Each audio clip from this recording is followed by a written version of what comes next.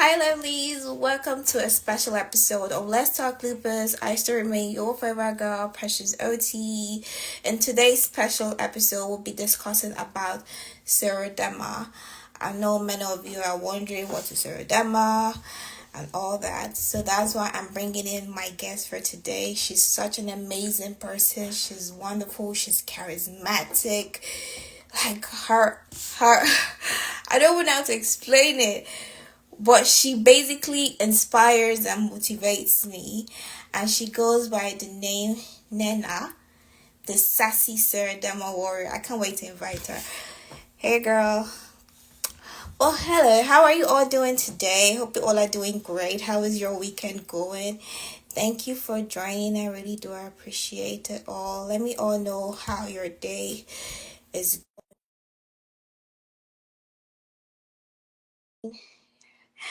Thank you for joining.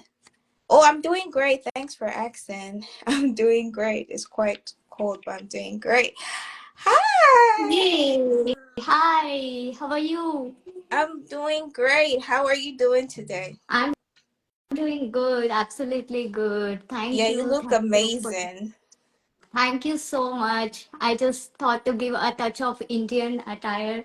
I'm wearing sari, a Worli print that's about a story telling like I am telling my story, journey about scleroderma Yeah, today. Yes. you look good. I love the fact that you're wearing your Indian attire and just it brings out your cultural heritage. That's so amazing. You look Yes. absolutely beautiful. Yes, I don't want to lose the opportunity to represent my culture, my country, and so here I go. Or thank you so much, Nan. So, Nina, I would love you to just briefly introduce yourself. Yeah, sure. Let me just adjust. So, I am Naina. My full name is Naina Shri Sanikop. I am from Karnataka, India, and I belong to city Belgaum. I am born and brought up here. I completed my education here. And then as a profession, I am a test lead working for one of the well-known MNC IT sector. It's been 10 years I'm working. And coming to my diagnosis with scleroderma, it's close to 18 years of my diagnosis. I was around close to in between 16, 17 when I was doing my college when I was diagnosed with scleroderma. So yes, I am more interested in raising awareness to the people who are going through similar condition and also general public because that is very important. We need a lot of support from the people as well. Yeah, so I chose when I saw there is a need, when it is rare, there is a need for us, people like us, to come out and talk about it. And then only we can make this world a better place for people with rare condition like scleroderma. So yes, that's the only purpose. And yeah, here I am today with you talking about scleroderma. Thank you so much. This means so much to me. That we are both creating awareness for this rare condition that most people are not really aware about, and I'm just happy that you're here to share your story, your journey, and your challenges so far dealing with scleroderma. Can you share your journey with us? How, including how and when you were being diagnosed, and the symptoms, like one of the first symptoms you experienced that made you wonder, okay, do you know what? I think it's high time I visit the hospital to see a doctor. Yeah. Okay. So I was in my college, like I passed out from my school and I was in my college. We had to go for early morning classes. That's around 5 a.m., 6 a.m. classes because I chose science as my branch. And uh, so it was pretty cold. The city where I was living in, it was pretty cold. It was raining throughout 3 months, and the winters are also slightly cold compared to any other state and city in India.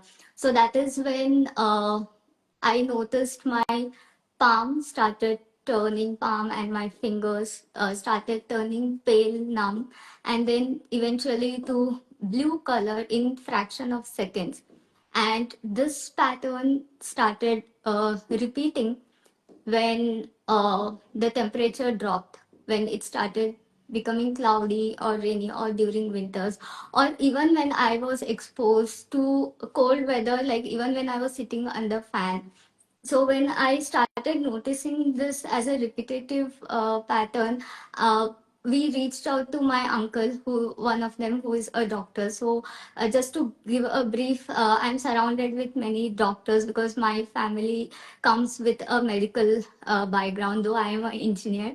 So we immediately reached out to him, and then we spoke to a couple of the doctors, and then initially we thought it is stress induced, and it is very common because I was always stressed about my studies, getting into a university or a college where I wanted to be an engineer and all of those stuffs. But then eventually when it's start, even my entire palm, my even tongue, and also my foot started turning blue. Then it started, uh, I felt it was a alarm for me to go and reach out to some right physician.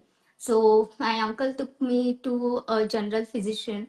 He ran couple of tests after taking some history of mine, and that was the first symptom. That was the only symptom. Before that, we didn't even know there something like scleroderma or even autoimmune condition would exist.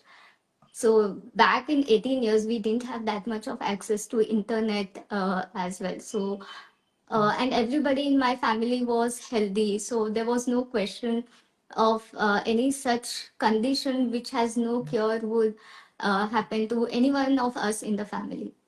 So then when the reports arrived, I vaguely remember some parameters were marked as plus plus. So that gave a hint that there is something which is diagnosed as positive. And then when my uncle saw, he took me to rheumatologist. So back then we didn't know what rheumatologist does as well. All we knew about anesthetist, pathology, general physician, or a gynec. So rheumatology, the word itself, the term itself was new for us. And that was when we first visited a doctor. And then she told us it is a skin condition where there will be a skin tightening and pigmentation. But over the period of 3 to 4 years, it would be cured. So you would have to take a treatment for a span of 4 years, probably, and eventually we will see it going. So that was all when my initial diagnosis was done, and when we visited the doctor for the first time. So she advised that I have to stay warm. I have to always wear warm clothes, wear gloves. So in in India, we don't need to wear warm clothes unless it is freezing, like it goes to temperature goes down to 5 degrees Celsius, or like it depends on the tolerance of each individual as well. So, but then my tolerance was not as same as everybody else. So she advised me what care and precaution I have to take, and she said we are going to start you with steroids. We start you with steroids and some other medications like folic acid, and things will be fine. Visit me after 15 days. So that continued. So that was the time when scleroderma was diagnosed. I didn't even go back to bother and read about it because, of course, there was no access to internet or anything, and we went uh, with what doctor said. So that was all about. But then over the period of time, since I was on steroids, my immune system was compressed, and I was later diagnosed with tuberculosis. So even when we didn't think that it would be something where lungs will get involved, or there is some it would be something very serious to think about. So during the tuberculosis, the doctor explained that since I'm on steroids, it is likely to expect for me to have lung infections like tuberculosis or anything. So it's okay. But for the treatment to continue, we have to stop scleroderma treatment and then start with tuberculosis treatment for 6 months. So that was the challenging phase for me because I was doing my engineering and there were many like physical labs we had to attend. So the sections were divided. We had subject called as though I'm from computer science, there was a mechanical subject where we had to physically go and do some mechanical instructions or lab work. So that was very exhausting for me, and even since I didn't know what was going on with me, I couldn't even express enough. So that 6 months was very challenging, but my family took lot of care. My uncle gave all the instructions that we have to follow. So those 6 months I didn't eat anything out, no outside food, home cooked, and we made sure home cooked food was because Indian food is always spicy. So Yeah. we had to, yeah, so we had to cut down on the spice, the oily thing that would trigger acidity and gastric issues. So those were the adjustments that we made during my tuberculosis treatment. Then eventually things were fine, but there was a situation when doctor had to move to different city, and we didn't have any rheumatologist in Belgaum, that is the city I was studying, and we lived here. So she had to move, and then my symptoms triggered. The next symptoms that we saw was the digital ulcers. So the digital ulcers were so bad that I couldn't even write holding a pen, water opening a water bottle cap, or even holding cup of coffee was very tough for me. So then again, my uncle, my mom, we spoke to other doctors of our family, and one of my uncle recommended a doctor, Dr. Ramesh Joyce in Bangalore, who is still seeing me. It's been 14 years that he is treating me, and he's one of the amazing doctors. So it's so effortless when I go and talk to him. It's so positive, and I'm so blessed with the medical facility, the doctors I have been through till date. So he was the one who thoroughly explained what scleroderma is, and then he gave us an idea that I have a second type. So scleroderma is two types, that is limited, that Limited. affects only skin, that is skin pigmentation, and Raynaud's depends on individuals. Some might have Raynaud's and some might not. So I had Raynaud's. So he said it is not the first type because he could see the lung involvement. He said it is second type, that is systemic sclerosis, where over the period of time, my other part of the organs will be involved, depends on the rate of the progression. But we know scleroderma has no defined rate of progression. For each individual, it is different. The treatment from one person to other person, like it is different. So then he told he actually stopped steroids. So I was on long duration of steroids. Then he totally changed my line of treatment. Then he told what are the precautions, similar precautions like I have to wear hand gloves, not getting exposed to cold, anything, even the food intake shouldn't be cold. Like I had to stop eating ice creams, anything like which contains cold ice, yogurt. So anything from the refrigerator is not good for me. So it's been like, I think, I don't even remember last when I ate ice cream. I think 16 years almost. And I don't feel bad about it. That's absolutely okay. Anything that is going to harm my body, it's a big no no from my side. Yeah. So uh, the journey has been like this. There were surprising diagnoses like interstitial lung disease. Like I was diagnosed in 2015. So 2015, I was working in Bangalore, that is a IT hub in Karnataka, the state I belong to. And 2015, 2013 was when we saw the initial involvement of lung fibrosis, the honeycombing pattern. That is what they said. But it was not so severe. I just had early morning cough. I didn't even have symptoms of breathlessness. It was just cough. Then, because we know that scleroderma is, I had systemic sclerosis. The next uh, organ that we is most likely to get involved is lungs. So that is when in 2013, from 2013, they started monitoring my lungs, my heart. So every year I had to undergo echo and HRCT for my to study my lung condition.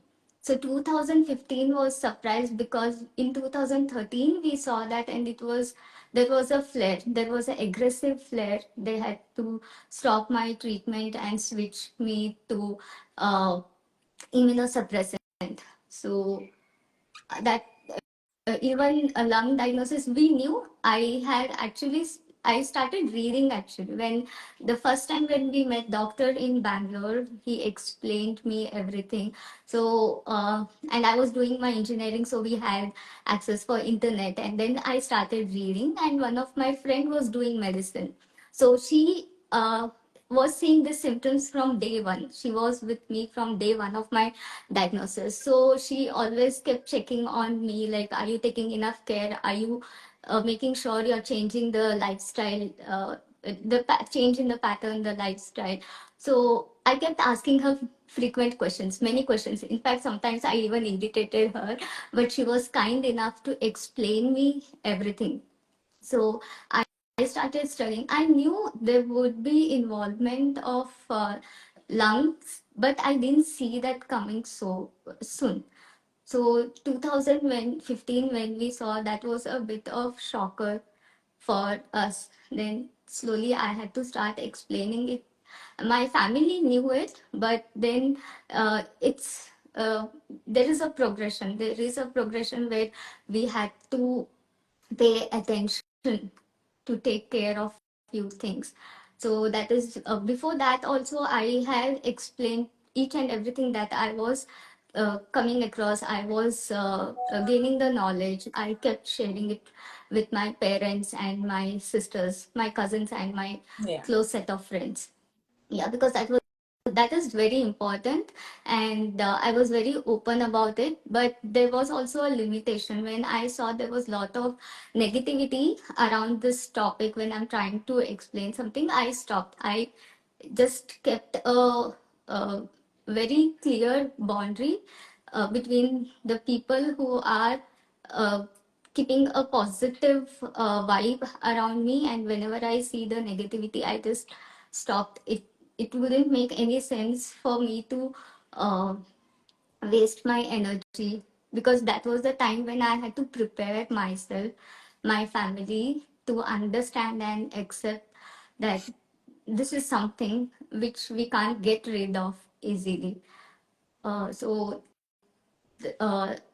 and then post lung fibrosis, the next surprising diagnosis and the symptom was peripheral arterial involvement.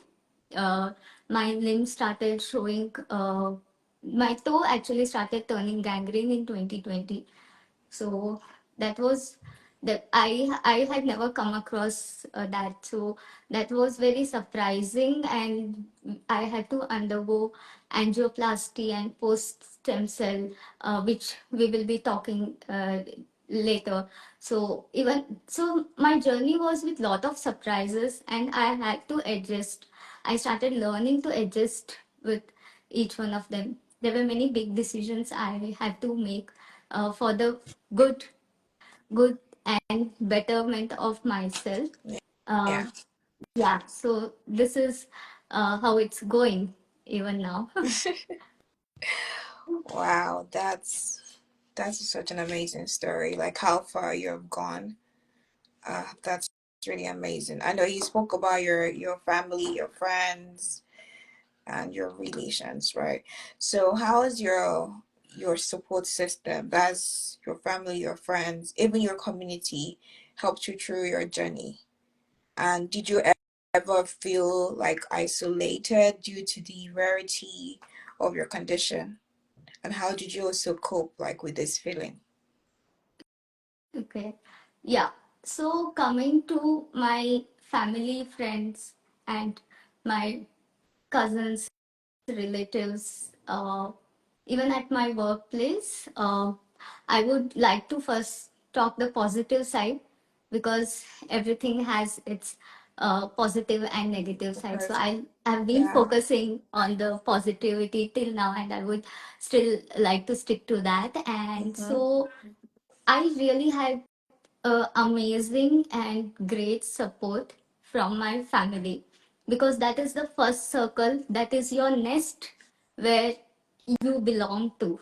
And I have got amazing, absolutely, there is no doubt that my parents and my sisters, they kept pushing me every step I decided on doing something, be it my education, be it my decision of not getting married, be it my decision to move to different city to pursue my for my job hunt actually. So they kept encouraging me, and whatever was required for me to change, to bring the change in my lifestyle, so they understood it. There was no setback.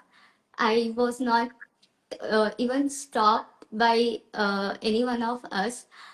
So as I mentioned earlier, as and when I started reading about scleroderma, I started explaining them, but very slowly, because this was something which they didn't expect, and I didn't wanted something for them to hear, and it shouldn't be a shocker for them. It shouldn't be something which would traumatize them.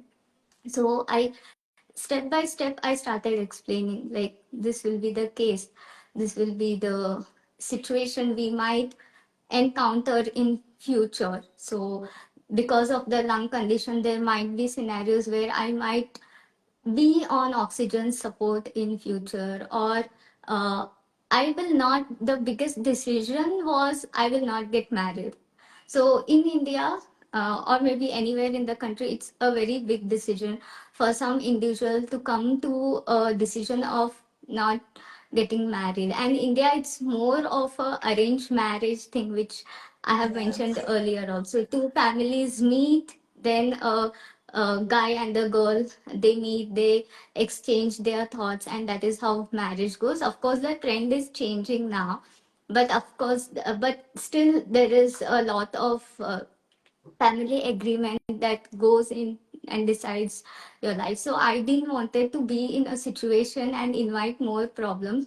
It would turn out to be good, but so far I had seen everybody wanted a healthy person to be in their life. Of course, anything that is diagnosed after marriage, they would support it, but again, it would come with criticism. And I didn't wanted to fail somebody's expectation when I knew I will not be able to meet it.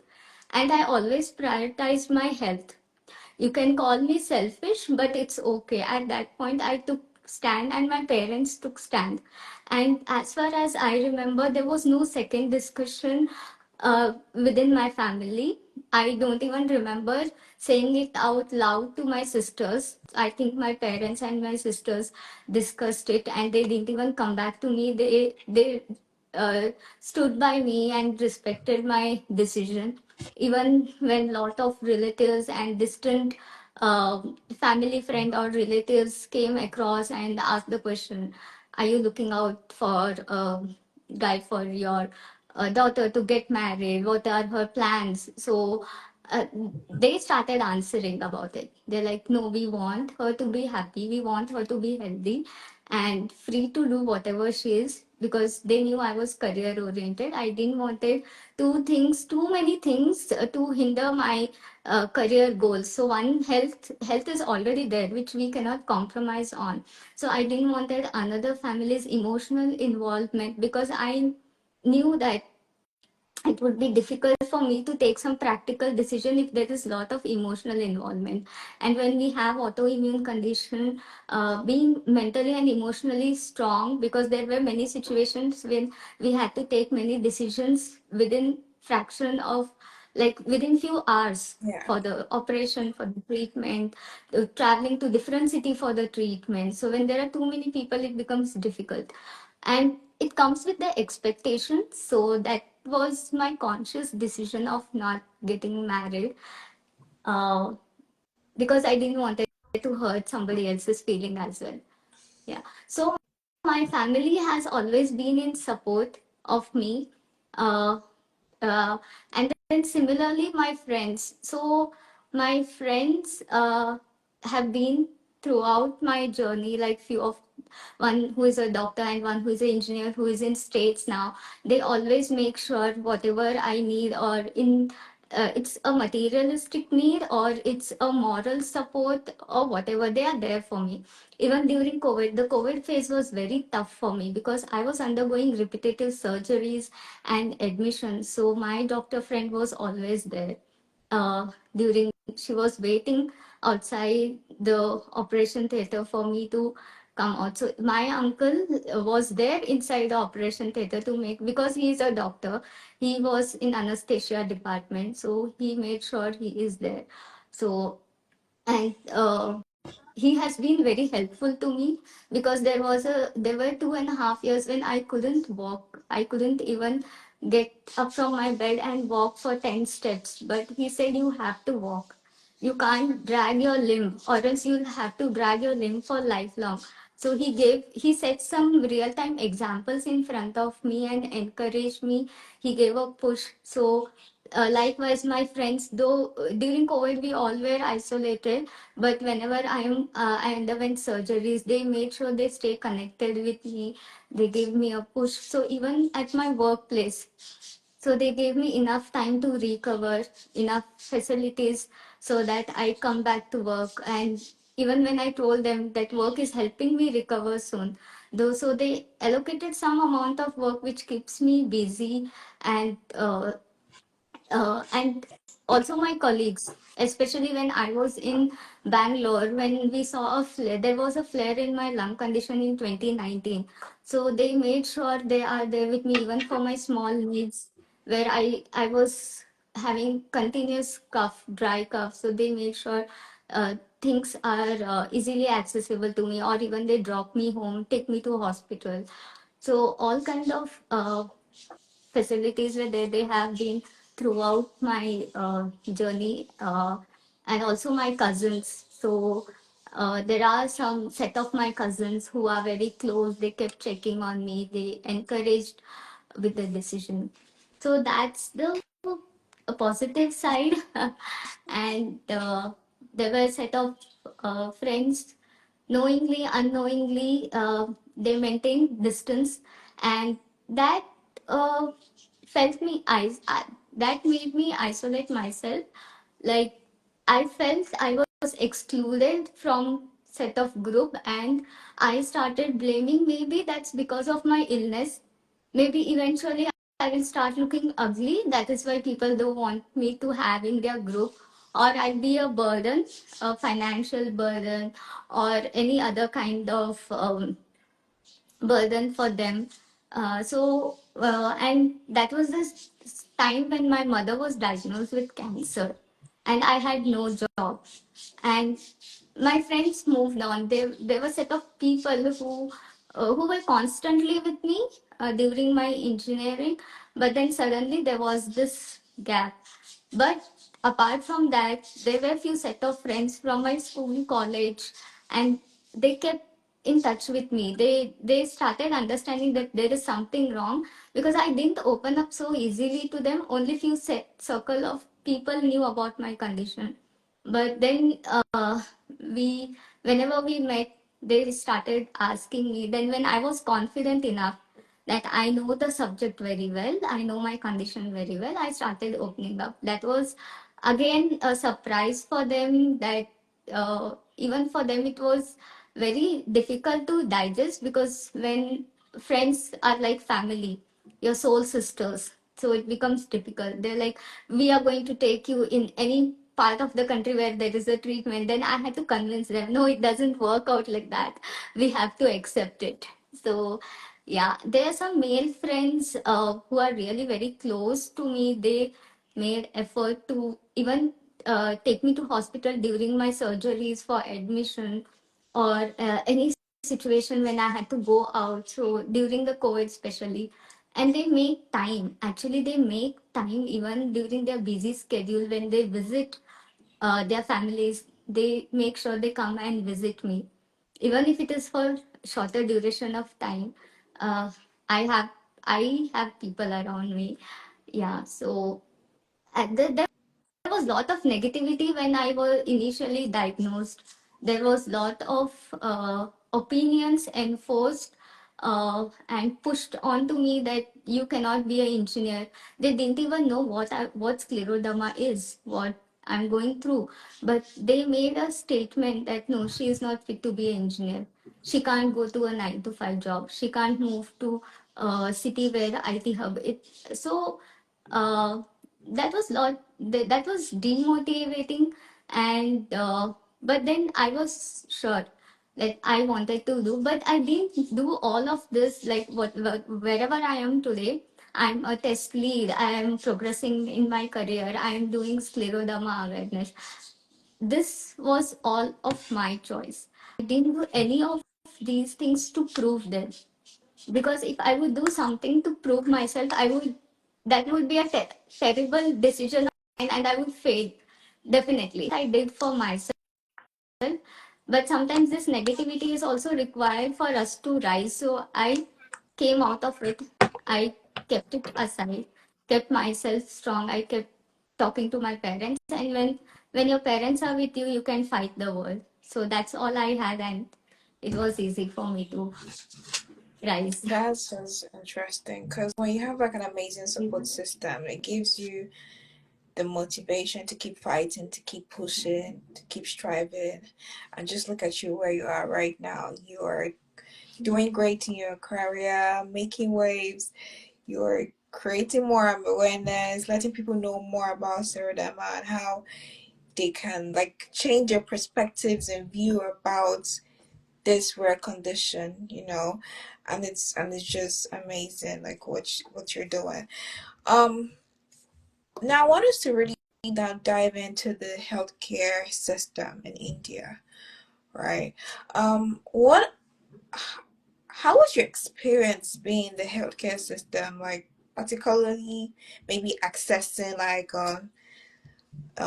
doctors or specialists, or like what challenges did you face like trying to book appointments? Was it really hard for you?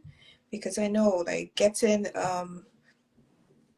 medical practitioners to get to see you, especially when it comes to a particular or a special condition or a rare condition, it takes time.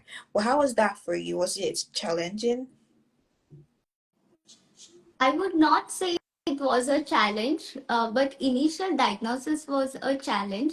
But at right time, we have enough access to doctors. Even back then, 18 years, we got the rheumatologist in the same city where I was living in, though it was not a metro city. And now, when we when I compare 18 years back and today where I am, there is lot of the facilities in healthcare where we have easy access. If there is something urgent, we can walk in. We can just take an appointment as a walk in, and we can walk in and reach out to a doctor. And in my personal experience, as I mentioned, since I have a family of medical background, for me it was very easy to get recommendation of a good rheumatologist. And even after that, during COVID, when I had to undergo surgery, though the diagnosis was very complicated, we didn't know what was happening until we did a Doppler for my limb. We uh, we had a interventional specialist in Belgaum KD Hospital. So, Yeah. and yeah, so the access is easy. It is not difficult because when I compare with when I talk to different scleroderma warriors across different part of the country, and even for some other reasons with my friends who are in Western countries, they say it's very difficult to get an appointment. Very The waiting true. period is there here, but for the first time you can request that it is urgent, or the first time you're seeing, then there is a immediate access.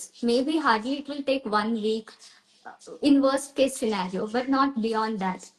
Then post that, the doctors are giving enough information that when you have to come back and see, so you have to book your appointments, and everything is available now. The facilities are uh, because I took most of the treatment in private sectors, private medical hospitals. Uh, it is easy. I haven't gone to a government hospital, so there I don't know about the availability of the doctors with this specialization. So there might be, because every government hospital is also having enough doctors, or they even refer them to a specialist who, when they see, okay, this is not coming under their department, they make sure they refer to the right doctors when they see the seriousness of the condition. So we have enough facilities with respect to reaching out to the specialist. Yeah, okay. Yeah. So, do you think there are like a general lack of awareness or understanding about scleroderma amongst like healthcare providers? And how do you think the healthcare providers in India can improve to support people with this condition? Okay. So the general the awareness about rare conditions like scleroderma uh, in healthcare sector, it's a subject for one who is studying medicine. One who is studying medicine, I've noticed that there is a subject, they have enough knowledge, but when it comes to the branching medical subjects like nursing or a dentist, like or physiotherapy. So back then, when during my initial diagnosis, I found it difficult, but as a patient, it's our responsibility to speak out. We have to give enough information about the history. So first, what rises, the patient should be educated enough. That is when they interact more freely with the doctors. They ask more questions. Then, whenever they are reaching out to either for physiotherapy or a dental treatment or for dermatology or anything, they can. It's their responsibility to give out enough information without any hesitation. And coming to general public, yeah, there is lack of awareness, uh, but now people are aware of autoimmune condition. Not all class of people, but there are some work. When we say working sector, they are aware, or even they show interest in understanding what autoimmune condition is. But definitely, there is a need of creating awareness about conditions like scleroderma, and I think people like us should come out and speak about our experience, our journey. Then that is when other scleroderma warrior or other autoimmune patients, they will not feel that they are alone in this journey. There are people with whom they can interact and gain some information or exchange the management tips and try it out. So yeah, that is how it Yeah, goes. so have you experienced or encountered any misconceptions when it comes to scleroderma? Misconceptions about scleroderma. Uh, Yeah. so people You can just say, basically, if you can just give me one, like if you've encountered anyone like for example for lupus, right?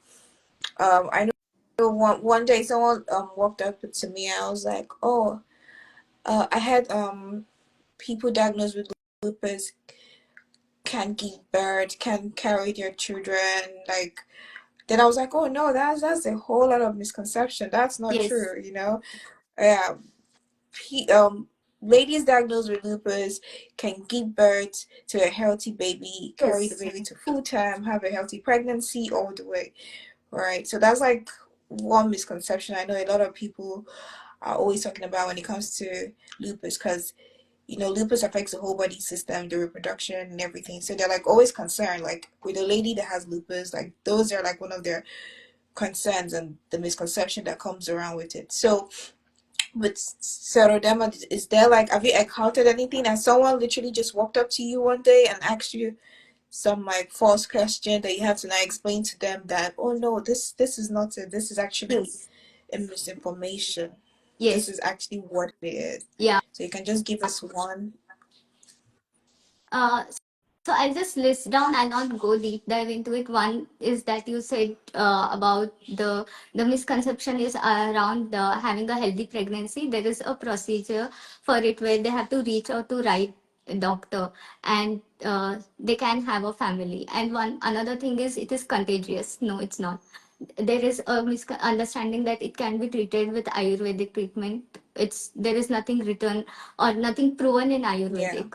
And third, most common is I think people fail to understand that we can keep on going with small adjustments and management in our life.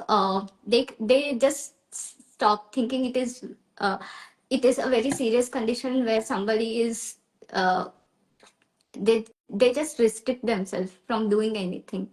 And Yeah. another, the bigger topic where everyone is talking now about is stem cell is going to cure scleroderma. That's not the case. Mm-hmm. Stem cell, there is still not proven because this is a rare condition. There are no enough theories which have come out saying that stem cell is 100% accurate and that will treat scleroderma. So these are few of the misconceptions, I think. Oh, right, okay. So now I'm going to like talk about the government, right? How the government has played a role in helping, like in research. So, what role do you think the government policy has helped support like individuals with um, rare disease, just like scleroderma? And do you feel like the Indian government has provided adequate funding or resources for research and treatment? So regarding the research and treatment, I don't have much information as a patient because there is a procedure for a government to fund a research. So I don't know how much of that is happening in India. There must be something, but I have not come across anything as such. But if there is anything where a resource for a trial is required, yes, I'll be very happy to be part of one of the patient or a resource there. Yeah. Okay. Hopefully, I pray that there's going to be like an initiative that supports that system whereby we can do the whole trial, Yes. treatment trials and all that. In your own opinion, right? What improvement do you think like the government should make in their policy to help support? Yeah, so there are few initiatives that government can take, that is set up some program, education program for general public and patient, and some facilities in the public places during the commute or in the malls or in cinema where things are made easy for people with scleroderma. Another one is mainly what we would that would help a group of this group of people is the insurance or some financial support, and also employment where government can come up with some category or employment which can help people with scleroderma keep them busy while also they can be independent in finance, because we know scleroderma is an expensive treatment. Yeah. There is no insurance that is covering it in India at present, as far as my knowledge, because I did lot of study to opt for one of the insurance policy, but there is no insurance policy that covers scleroderma. Yeah. So and I know you just spoke about insurance, right? And when it comes to insurance, like in my country, right, we there's no insurance that literally covers autoimmune condition, to Yes. be precise, right? Because they are still trying to understand what autoimmune condition is in general. Do you think, or there's a way that the health insurance company in India can literally understand and appropriately cover treatment for this rare disease? Do you think there's a way they can maybe make it much more easier for people?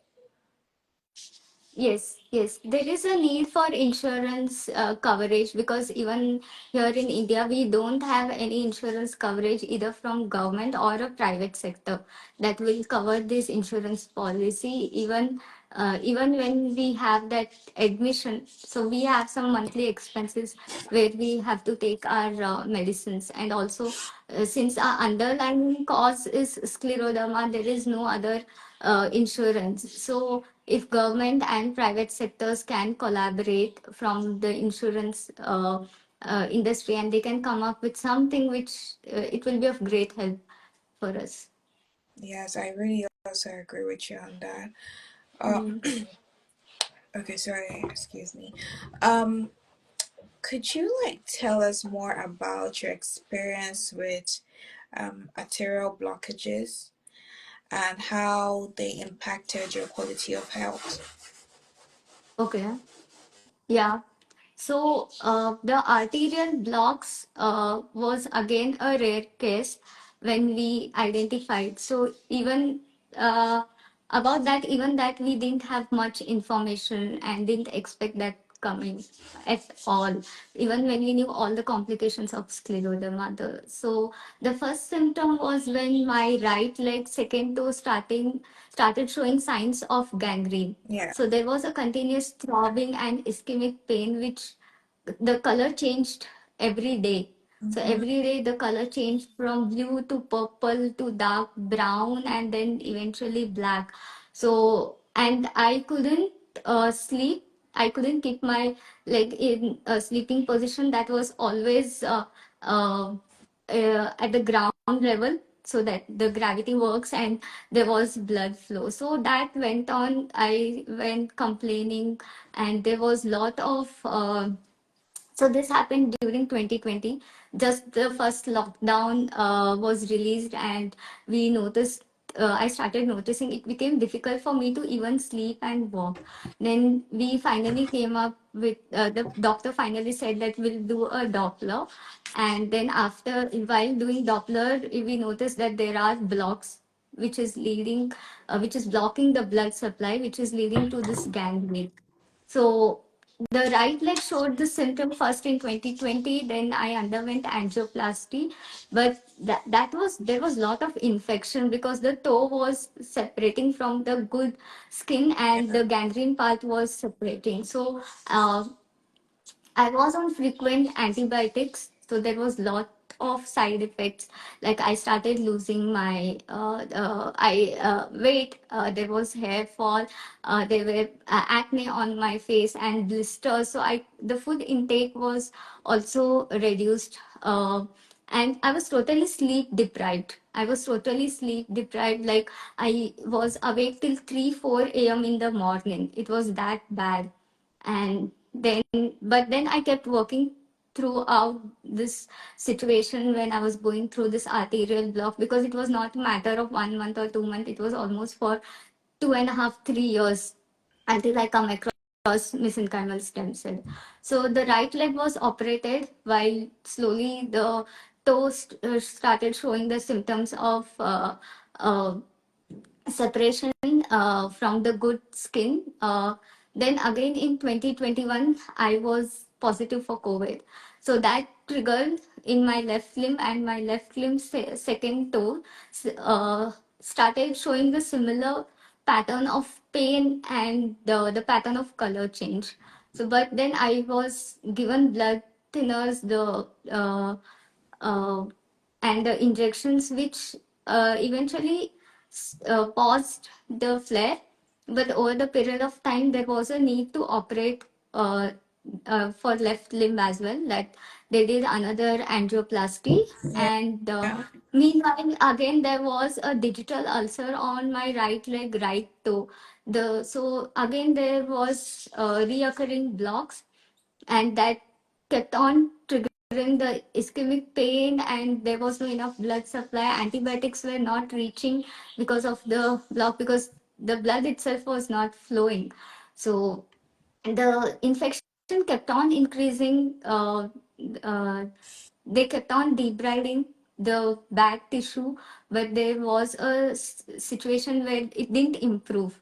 It didn't improve. They had to operate me second time, but there was a risk that they couldn't push beyond certain limits, or Yeah. else there would be rupture in my artery, and they had to ampute the limb. But the pain was so bad. I was in a terrible situation because I couldn't walk. I was sleep deprived. Even to take shower, I had to do a workaround. So I had to put a polythene bag on my both of limbs so that the water shouldn't. There was an instruction that the it shouldn't soak in water, even for Yeah. short duration. So that was a challenge. Then the doctor here from Keli recommended me doctor in Mumbai, interventional radiologist in Mumbai Kokilaben Hospital. So, but that was one of the rough patch when I kept on telling my uncle, my brother, my friend that ampute my limb, because that was the duration when I took 1 month loss of pay, and that was a lot for me to not being working and do nothing. And then I was ready to get my limb amputated and ultimately get started with. I was mentally prepared that I'm going to be a wheelchair for rest of my life, but I want to start working. I was in that situation. But then the doctor said, no, amputation is a very big thing that you're talking about for your age. I was 33. Then we can't even think of it's so painful for us to see you go through this, and debridement itself is a big thing for us to do. And you're talking about amputation. No, Nana, you can't do this, because my cousins, my family doctors, everyone saw me. My hobby is dance, so they saw me dancing and going around places and fighting this disease uh, like it's nothing. It's doing nothing, it can't stop me. Then they're like, no, we can't do this. So then the doctor explained there is something called mesenchymal stem cell, but in India it was not tried on any of the scleroderma patient, because the number of scleroderma patients itself are less, and they getting into a symptom of arterial blockage, they didn't come across Yeah. any. So then he said he has tried it on diabetic patient. It has shown good progression improvement. So I can guarantee you of 70% that it might help you in some way. Rest of the 30% age is let's pray. It's God how He's going to take it to us. So then I underwent stem cell. So I was given probably 45 to 60 stem cell injections. So during all my surgeries of angioplasty, stem cell, I was not given anesthesia. So I was aware, I was awake. I could listen what doctors are talking, and even when I could sense my palpitation is fluctuating, I kept telling doctor, okay, I'm it's uneasy for me. It's not that I'm not feeling that great. So Yeah. it was easy for them to monitor, though the stem cell was painful, because even then I was COVID positive. Even then I was COVID positive. My sister was not allowed in the hospital. So for 24 hours during the procedure, after the pre and post procedure, I was alone. And my sister was made to stand near the security because they had to follow those COVID protocols. Yeah. During that time, my brother in Mumbai, he made sure everything is arranged for me. I get enough good food prepared at home. There was no situation when I had to eat outside, because they knew that the restaurant food and all wouldn't be suitable for me in this situation. So they took all of the care, and for we had to sign up for stem cell because it's not easily available. So I had to arrange some funds to deposit money for the stem cell injection. And for 4 days, I was isolated in my brother's house itself in one of the room. I underwent surgery and then I came back. So this push for mesenchymal stem cell was from doctor in Belgium and my mom, because my mom was critical during that phase and I didn't Yeah. wanted to leave her and go. But she pushed me. She said, "Don't postpone things further. Just go and visit the doctor. Let's see what he will say, and come back. Maybe we'll take up the surgery or whatever procedure treatment he'll say later." But so I went, but there was a scenario that I had to undergo surgery because we found something promising. And then I came back, and then, but post 10 days, I lost my mom, uh, because she fought cancer for 10 years. So she was one of my example. She was and is my strength to fight today. And I know somewhere she's seeing me today talk about and raise awareness about scleroderma. So yeah, so that's about stem cell. And doctor had told me after 6 weeks the pain would eventually reduce. I Yeah. started seeing it in seventh and eighth week, and then after 6 months of the treatment, I started walking. And it was such an amazing feeling that when I thought I will be wheelchair for rest of my life, Yeah. I can't stand. Then when I started walking, it was I could see the smile on a doctor's face, my family members, my family doctors, when they actually saw me walking. Because every time I had to visit plastic surgeon for the Yeah. debridement, so he saw me on wheelchair. The day he saw me, uh, the happiness on his face was like, I can't even, I don't even have words. I'm falling short of words to express the happiness. And today I am traveling, uh, uh, like, I will not say I'm not uh, dependent. I am dependent enough. Those facilities are taken care by myself, my family members. Those adjustment, those alternative ways are found. Even at my workplace, they make sure things are easy for me. Get enough work from home, and enough support from everyone. uh, and yeah, stem cell has played a vital role, like a miracle. The doctor has given rebirth to me. But again, it is limited to the limb condition which I underwent. It doesn't define that treatment will cure scleroderma. It's no, it there is a misunderstanding that mesenchymal stem cell is particularly for the arterial condition which I was diagnosed with. Yeah. Yeah. So like because now I know we're talking treatment. At any point did you like try other treatments like homeopathic or Vedic? Did you try any of those at some point? Homeopathic, no, because one of my cousin is a homeopathy doctor, and he said there is nothing which we have as a treatment for this. So let's not put you into some place of false hope, and let's Okay. not put you in too many medicines, and let's not disturb the routine treatment what you are undergoing. And even one of my uncle was Ayurvedic doctor, so we tried couple of things that will strengthen my resistance, build my uh, resistance power, and build my other digestive system or Yeah. other things. But yeah, didn't eventually didn't work. And I'm a person who will highly believe in allopathy treatment. Mm-hmm. So I stick to it. I stick to the process. I believe in my doctors, and just keep going with what they say. I study enough about it, make the alteration. So no other treatment. I didn't try anything. Even for the skin Yeah. pigmentation, I didn't go to any dermatologist. I have accepted the way it is. And I don't want to do anything. Even for my toe, when I was Yeah. amputated, I didn't even think of any plastic surgery for the toe to look back normal. It is what it is, nothing artificial. You see, this is the reason why I said you literally motivate me every time I have a conversation with you because you say things that literally baffles me and I'm like, huh. normally would be No, thinking even people about. came to me because what you see me, this was not me because of Yeah. scleroderma. We have pinched nose and fish mouth. So they told, why don't you try fillers, lip fillers? I said, why should I? I don't want it. I love the way I am.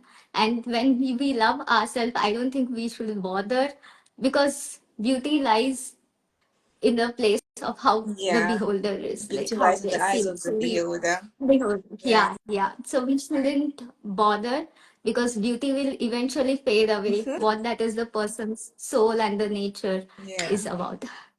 Yes, and Yes. I just want to give a shout out to the family of doctors. Like, shout out to your family of doctors because Yeah, without they have them, been amazing, amazing yes. people in my life. Even my uncle. So I saw the excitement when I told there is a live talk about, and my uncle called me and wished me though. So we are very proud of you. So that encouraged me a lot. Even when my brother told me, no matter what, I am there with you. We are there with you. Hmm. Just keep doing what you're doing, be it the awareness, your career. So last year when I bought my car, it was a small car, but we took it during Deepavali. That's one of the uh, grand festival in India. Yeah. So my entire family was there to go at the showroom. So I have got all that support from my family, cousins, friends, colleagues. So yeah, I'm really blessed. So I don't have any complaints about battling scleroderma. In fact, I've been a better person. I've transformed into a better person, and I am contributing something to my society, my country, educating people, doing something good is all that matters to me. Okay. So there's a question here for you from Jenny Mark. She was like, "Where are you in India?" That she missed it. Okay, I'm from Karnataka. I stay in Belgaum and I take treatment from Manipal Hospital, Bangalore. Okay. I hope you got that, Jenny. If you didn't, you can always just send Nina a DM Yes, and she'll get back you to you can on DM that. me. Yes. Okay. So, one question, Danina. I know you spoke about like your workplace, how they literally treat you well. Were there like any specific adjustments you had to make in your work or daily routine, to manage your health? Because I know when things like this occur, you have to really adjust to what you're living with, make different changes.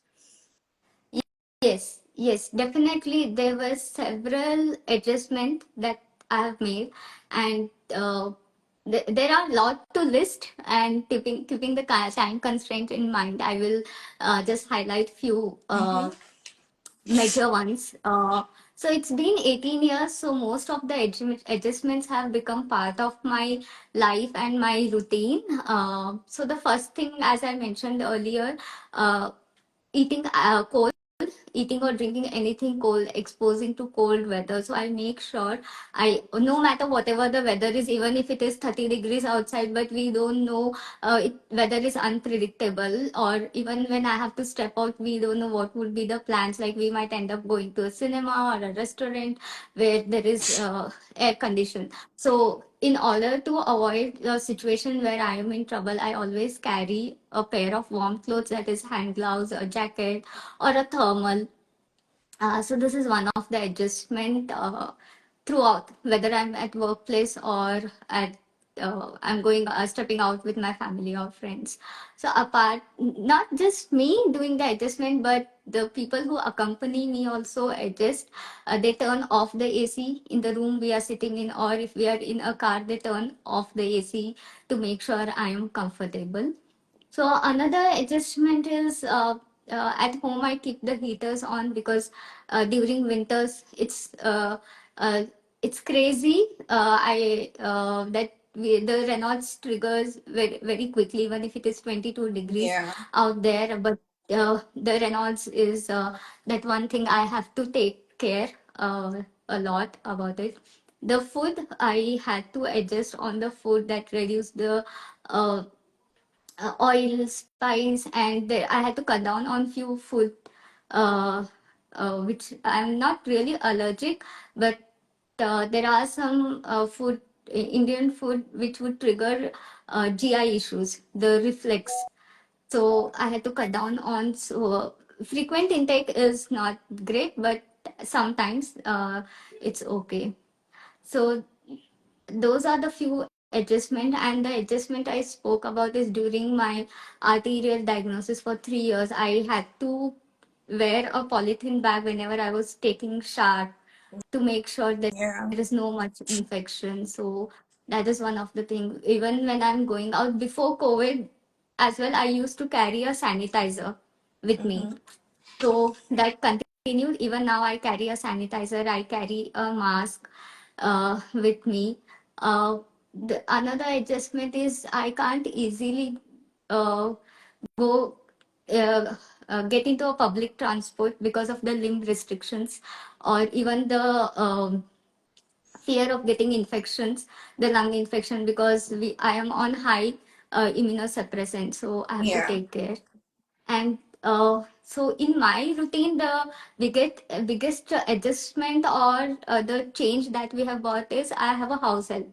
She cooks for me because I am on blood thinner, that is a double blood thinner, so I can't go chop anything, because even by mistake, if I cut my finger or get hurt, there will be a lot of bleeding. So not in, and it wouldn't be, and because we had washed utensils and all is not suitable for me.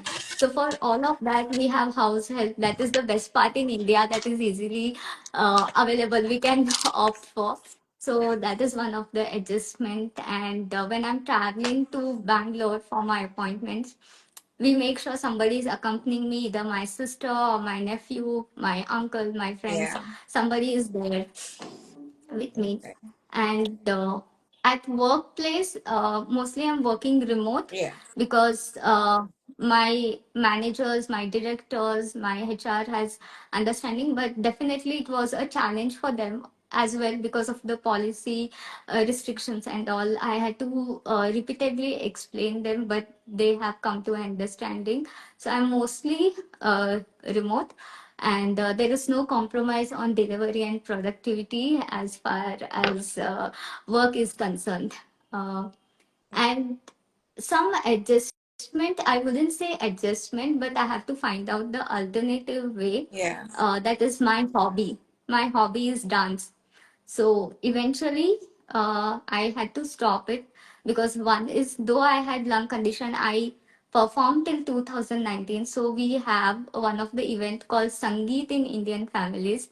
So I was very fond of dance. I did dance. I performed in school, college, even at workplace. There were many cultural events. So even as that, and even personally, if you ask me, if you were not an engineer and if you didn't have scleroderma, definitely I would be a choreographer. So I'm so fond of dance, but because of my lung condition and my restrictions in my limb, I had to I have stopped it. Maybe hopefully one day doctor will say, yeah, you can just do some moves wherever you are sitting at your, or within the safe place of your home and all. So little things which I have like given up is traveling in public transport, driving my two-wheeler. So I used to take my two-wheeler to my office. So after my arterial blocks and surgeries, I miss driving my two-wheeler, because if I was upset, happy, whatever it is, I would just go on a drive like around. But now I am dependent for that matter. And pursuing masters, I was very keen on doing my MS in US states, but uh, we wanted to study the pattern of progression, how my Yeah. disease would progress.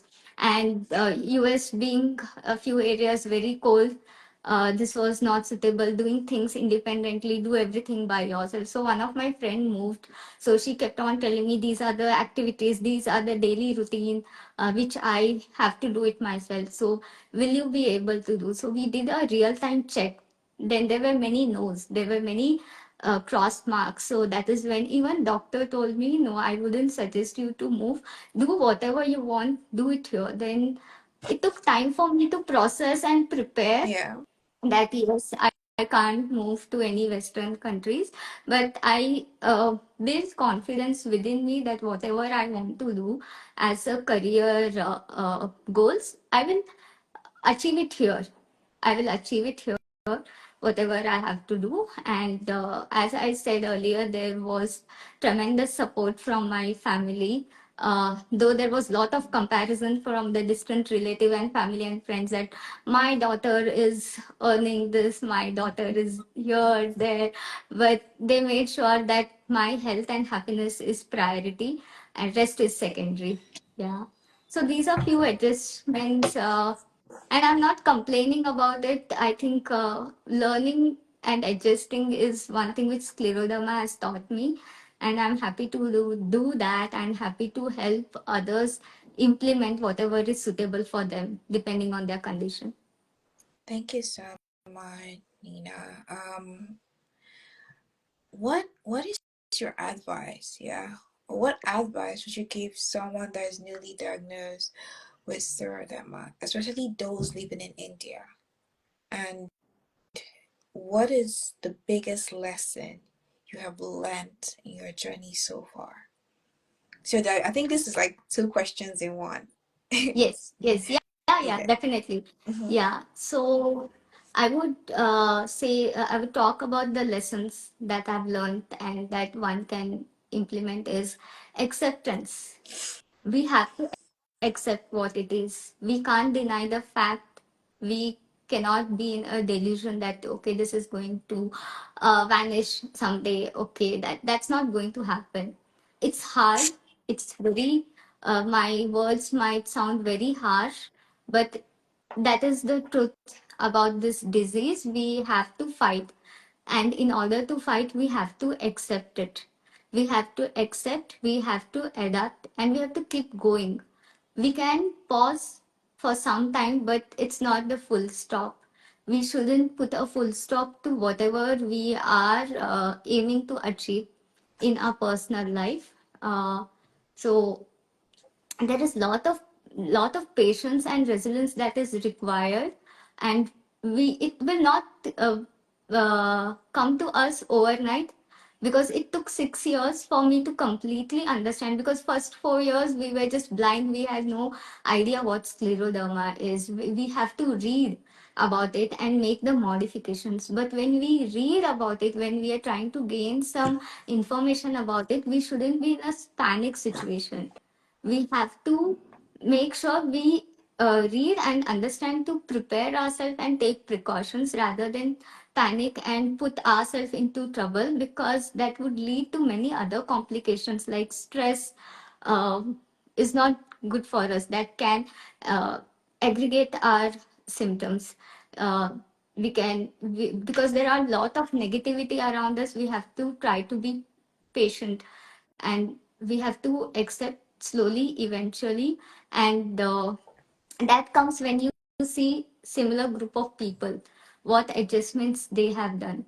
So one who is diagnosed newly should try to get enough information from first point of contact is doctor, make necessary adjustment, take right decision, take their time to understand it, take their own time, not take any hasty decisions, because I've seen many people taking hasty decisions of let's get her or him married and things will eventually fall into places. No, that's not going to happen. So it's very important to understand and not stop the treatment at any point of time. Advocate yourself, go, I mean, counsel yourself, uh, and go to people who advocate, like maybe doctors or a counselor or somewhere, a scleroderma group. uh, so there are many groups, many people, like in India, people can reach out to me. I can share my journey, but they have to also understand that it's not same. It can be like somebody with scleroderma can live their comfortable life as well. The rate of progression or the line of treatment cannot be same from individuals. So they can keep this information with them and prepare themselves. Like we prepared, like my family and I prepared for the worst, but we, even after that, we saw something unseen coming in my life during this journey. Yeah, that's all I say, that we have to be patient, we have to be calm, we have to prioritize ourselves, looks apart, society apart, and health is all that matters. Every life matters, Scleroderma life matters. So we have to understand that. Thank you so much, Nina. This is just amazing. I'm so happy to have you here. Share your story, your journey, your challenges, your wins, because what most people don't understand, that those little wins or those little victories that we have is like a fuel for us to keep moving Yes, forward. Yes. yes, yes, And definitely. it's just great having you here, sharing your story and your ups and downs. You didn't let those things, those negative aura, the negative vibe to bring you down, to pull you down. Because I'm sure if you allowed it to, you won't be here having this conversation with me or sharing your Yes, story. yes, Yeah. yeah. And truth is, you didn't even allow the pressure. Like your mental health wasn't even affected at any point. Yes, definitely your mental health will get affected, but at this point, you're strong. We're There humans, was though. Yeah, no once in a time. while, huh? Yeah, But once in there a while, was we still tend to like keep going. fall, I yeah, wanted fall to out keep of going. place. Yeah, there were times when I broke down, but next day morning I had to collect or gather all my courage and keep running. Like even my life is going. The day I gave my entrance exam, I was on saline, and even now I keep doing that because I don't want it to stop. Because I believe we have to. Anything on this earth which has taken birth, there is a end, but let's not waste time thinking how and Yeah, why the end is, why this situation we are into. We are brought in on this earth for some purpose, and we have to understand and serve that purpose. Enjoy this journey and live the end to God and situation. There is a script written, and we just have to follow it. That's all. yes. So it's basically you're the author and writer of your story. You're the one that writes what is going to happen to you and direct your story. Thank Yeah. you so much, Nina. I really do appreciate it. Thank you so much So yeah, for giving me this opportunity, and I would love to talk more about it. And definitely. you're doing Thank amazing job, you. and really appreciate your efforts for guiding me throughout this session and keeping it so comfortable. And I hope this will reach out to the right audience who should know that nothing can stop them. Thank you so much. So, Nina, basically, how we end this session is that we always try to take a picture. Yeah. Okay? So, Yes, yes, yes. I Yeah, want you let to me show just, you're ready. yes, So, you can give I'll a just big do. smile. You can do anything you want to do for your picture. So, are you ready? Yes. So, I'm going to take another one. Okay? Yeah. Good. Thank you so Thank much, you. Nina. Thank you so Yeah. much for your time. Yeah, for those that weren't able to watch the live, the replay is going to be posted on Monday, so just watch out for the replay on Monday. You're going to Yes. see it on, yeah. Thank you so much, Tina. And to my wonderful viewers, you guys are so amazing for always coming through day in, day out and supporting the awareness. I love you all so much. Until next time, stay tuned to the next Let's Talk Lupus. Okay, love you all so much and Thank have a you. wonderful Thank you, holiday. everyone. All Yeah. right, bye. Bye. Have a nice day. Bye Have a bye. nice day.